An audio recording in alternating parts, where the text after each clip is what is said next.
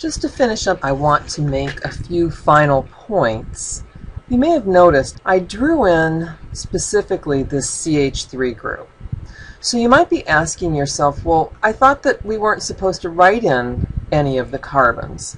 Well, you'll often see the CH3 or the methyl group written explicitly, especially when it's attached to a heteroatom. The alternative way to draw this would be like this structure right here. So you should notice that I've drawn that CH3 or that methyl group the way that I instructed you to do that.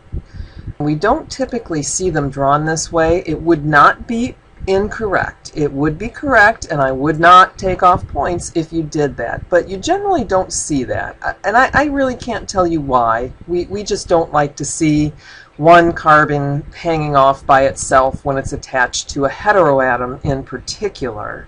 And just a couple of more examples. You would be more likely to see this instead of this. They both mean the same thing. At the end of each line, remember we have a carbon. These are methyl groups here attached to the oxygen, just like I'm showing you in this structure over here. They mean exactly the same thing. We generally don't see this one over here on the right. Again, it would not be incorrect, but most of the time we don't see it. You may have already seen a few structures that use wedges and dashes. Well, I know you have seen them because I used them on the very first slide for this video.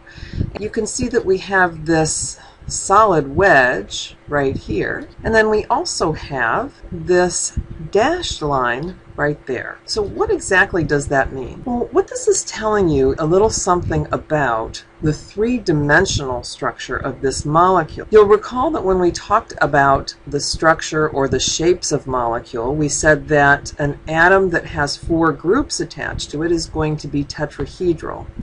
And that's what this represents right here, is the tetrahedron.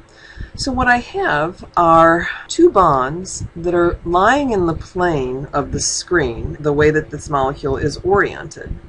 And what this means, the wedge, is that this bromine is coming out towards you, so it's in front of the plane that's defined by the screen that you're looking at, and this hydrogen is pointing away from you. So this is giving you information about the three-dimensional structure of the molecule, and this is going to be really, really important when we start talking about stereochemistry. At the very beginning of this video, I told you that you should be able to interpret the very complicated looking structures that I showed you on the very first slide. So let's go ahead and try to do that. Let's look at the skeletal representation number 1. Remember that we don't show the carbons and we don't show the hydrogens, so that's what you're going to have to identify. You may have noticed that I am showing 1 carbon, and yes, sometimes we do explicitly draw them in. As I said, we often see combinations of the dash and the skeletal together. That's okay, I can draw it in there. Let's count the rest of them. 1, and then I have 2, 3, 4, 5, 6, 7, 8, 9, 10, 11, 12, 13, and 14. Now I've identified all of my carbons. I have 14 of them. The next thing that I have to do is identify those hydrogens that are implicit, and I'm not going to draw them all in. I'm just going to write in the number of hydrogens next to each carbon. Here we have 2, 2, 2, 1, 1, 1, 1, 2, 2, 2, and 2. 18, and then the one that's already showing is 19. Now I also have 2 chlorines, I have a Cl2, I have a nitrogen, and I have 2 oxygens. So generally what we do is we list the carbons followed by the hydrogens and then everything else in alphabetical order. So here is our molecular formula for structure number 1. Let's go ahead and have a look at structure number 5. I need to identify my implicit carbons and hydrogens. But what do I have over here? I don't think we've seen this before. On the right side of this molecule, I have an NME2.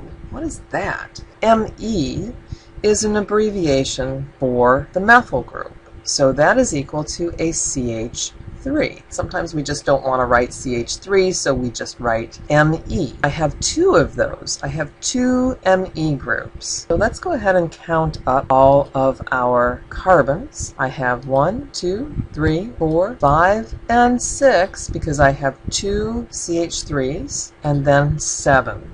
So I have 7 carbons. Let's just go ahead and write that, C7. Now we need to identify all of our implicit hydrogens. I'm not going to draw them in again. I'm just going to write in the number of hydrogens next to the carbon, with one here and one here. Let's see, where else? Do I have any implicit hydrogens here? No, I sure don't. There's 4 bonds on that carbon.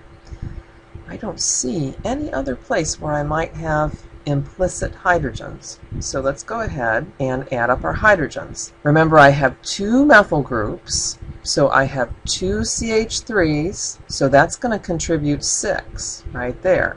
I have 2 hydrogens here, so now I'm up to 8, and then I have 9, 10, and 11.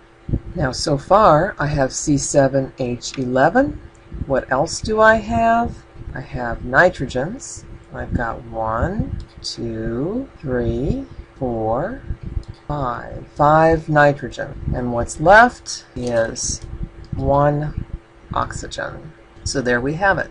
C7H11N5O.